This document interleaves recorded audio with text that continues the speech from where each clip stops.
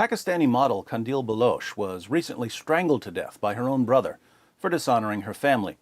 Baloch had become a controversial figure in Pakistan for posting revealing photographs on Facebook. But the threats against her escalated after she embarrassed Islamic cleric Abdul Kavi by sharing a video of them in a room together. As always, media organizations are reporting that such killings have nothing to do with Islam. Al Jazeera, for instance, quotes Mufti Naeem as saying, "Her personal life was her business, and killing someone is haram, not permissible in Islam. The brother must be punished. We cannot have any more murders in the name of honor. Killing someone is not permissible in Islam."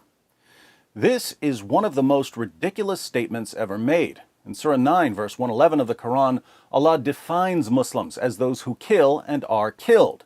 So how can killing be haram?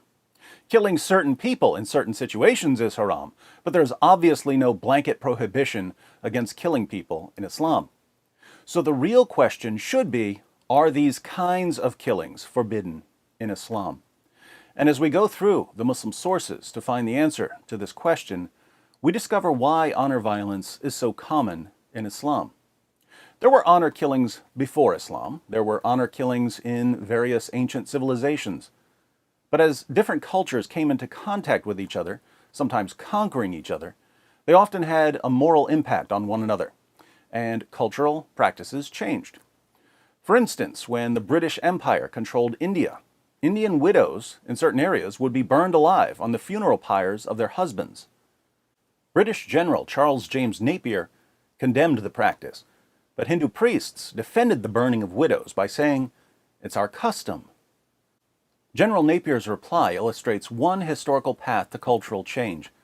He said, "So be it. This burning of widows is your custom. Prepare the funeral pile. But my nation also has a custom.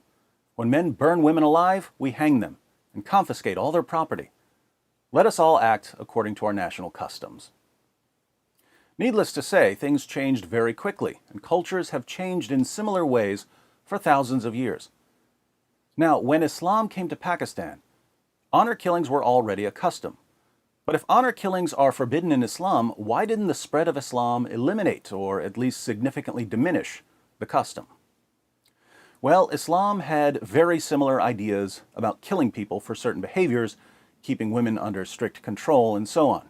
And the honor killings were simply appropriated for Islamic purposes.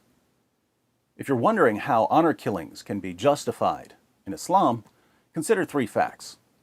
First, the penalty for leaving Islam is death. In Sahih al-Bukhari 69:22, Muhammad says, "Whoever changed his Islamic religion, kill him." Second, apostasy in Islam is much broader than what non-Muslims usually think of when we hear the word apostasy. We think of apostasy as formally renouncing one's religion. But the Quran warns Muslims that you're an apostate if you don't mindlessly accept everything Allah and Muhammad say. Surah 33, verse 36. "It is not for a believer, man or woman, when Allah and His Messenger have decreed a matter, that they should have any option in their decision.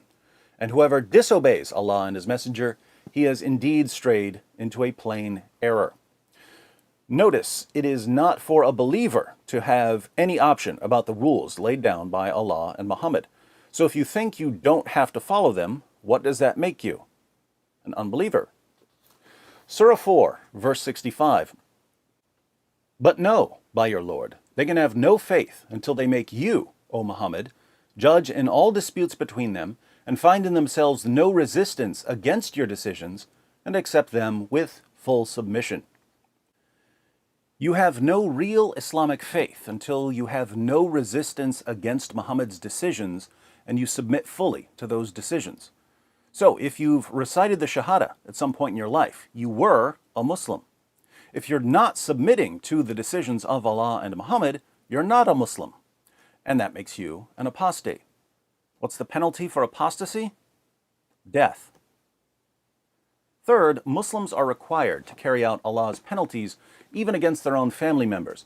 In Sunan ibn Majah 2540, Muhammad commands, "Carry out the legal punishments on relatives and strangers, and do not let the fear of blame stop you from carrying out the command of Allah." Carry out the legal punishments on relatives, and don't let the fear of blame stop you. So when Qandeel Baloch posts revealing pictures of herself all over Facebook and repeatedly challenges Islamic customs and makes fun of a Muslim cleric, is she submitting to the decisions of Allah and Muhammad? Not remotely. According to Islam, then, she was an apostate. What's the penalty for apostasy? Death. Can family members carry out the penalty? Absolutely. And now we can see why the murder of Baloch was celebrated on Twitter. What she's doing is disgrace for Pakistan, so she deserved this. A girl who decides to publish her naked pics for sake of publicity, what her brother is supposed to do. Finally, a good news after a long time. Qandeel Baloch was a disgrace to Pakistan. She's certainly going to suffer in hell. Her brother did well. She was disgrace as a Pakistani and as a Muslim. Never liked her. Islam doesn't have the moral resources to stop honor killings. So a serious challenge to honor killings isn't going to come from within Islam.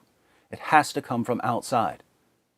But since Muhammad's teachings can and are used to defend honor killings, any serious challenge to the practice will have to involve a challenge to the teachings of Muhammad.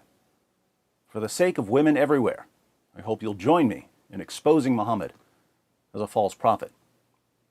If you'd like to get started, click on this video, where I share 3 verses from the Quran that every woman needs to know.